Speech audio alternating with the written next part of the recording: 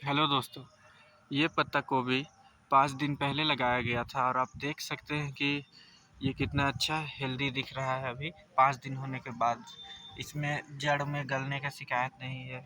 सारे पौधे हेल्दी है, सारे खड़ा हो गए हैं पौधे। इधर भारी बारिश हुआ है जिस दिन ये लगा है उसके बाद से, लेकिन उसके बावजूद भी इसमें गलने का शिकायत नहीं है। पौधा में पीलापन नहीं आ रहा है। इन इन चीज़ों से बचने के लिए आपको पौधे को लगाने से पहले ट्रीट करना होगा।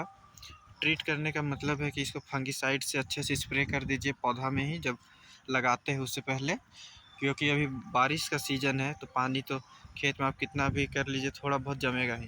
तो यहाँ देख सकते हैं पानी जमने की वजह से स्टीम रोट हो रहा है, देखिए। और वही सामने, इसी के सामने पौधा कितना हेल्दी, देखिए, जड़ से लेके हर चीज़।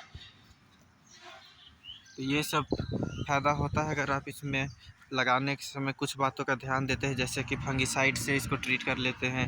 और लगाने के वक्त में डीएपी बहुत कम देना है, क्योंकि भारी बारिश की वजह से डीएपी तुरंत घुल जाता है मिट्टी में और वो सोख लेता है पौधा। अभी क्योंकि जड़ इसका इस्टेब्लिश नहीं होता है तो वो ज़्यादा डीएपी देने से गला देता है। और जब आप गाछी इसका करते हैं उस समय आपको पौधों में बिल्कुल ही कोई भी खाद नहीं देना है, ना ही यूरिया देना है, ना ही डीएपी देना है। खास करके जब आप बरसात में लगाने के लिए इसको रेडी कर रहे हैं। और रेस्ड बेड में आपको पौधा बनाना है ताकि शुरू से ही पानी कम लगे पौधों में।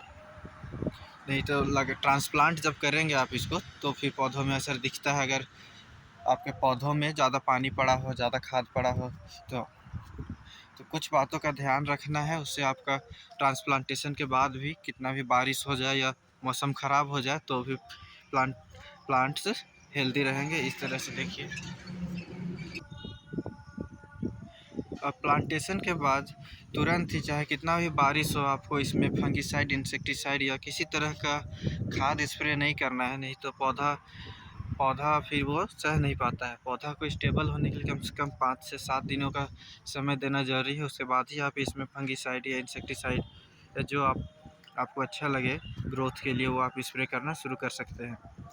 वैसे तो ये इसमें अब घास जैसे बढ़ रहा है तो अब 3-4 दिनों में जब मौसम साफ़ हो जाएगा तो इसके आसपास में मिट्टी चढ़ा दिया जाएगा यहाँ पर, जिससे पानी नहीं जमेगा और इसका ग्रोथ और अच्छा हो जाएगा। बरसाती गोभी का खेती में बस आपको एक ही बात का ध्यान रखना है कि खेत में आपका पानी ना टिके। आपको पानी निकालने के लिए इसमें शुरू से ही तैयारी करके रखना है। जैसे कि इस तरह से आपको बेड काट देना है और थोड़ा ढलान करके इस तरह का पैन निकाल देना है, जिसमें पानी आके जम जाएगा। तो आपका ये जो मेन फील्ड है जहाँ गोभी लगेगा उसमें पानी नहीं रहेगा, तो पौधे हेल्दी रहेंगे। हमारे क्षेत्र में लगभग हर एक कोई का पत्ता गोभी का खेती ख़राब हो गया भारी बारिश की वजह से, क्योंकि उन्होंने इस तरह से बेड नहीं रेडी किया था। पानी सब में जम गया और पौधा में स्टीम रोटिंग हो गया। हम लोग का गोभी अभी तक ठीक है, क्योंकि पानी यहाँ निकल जा रहा है और किसी तरह का खाद का यूज़ नहीं किए हम लोग। सिर्फ फंगिसाइड और इंसेक्टिसाइड ही अभी तक यूज करते हैं।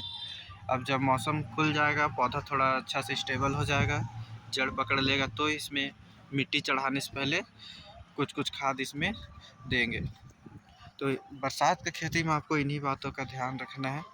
ज़्यादा चीज़ों का इस्तेमाल नहीं करें, सिर्फ पानी से बचाए पौधों को, तो आपको बरसात का खेती सक्सेस होगा। और इस तरह से पानी ना जमने दें, नहीं तो स्टीम रोट हो जाएगा। देखिए ये ख़राब हो रहा है ये पौधा।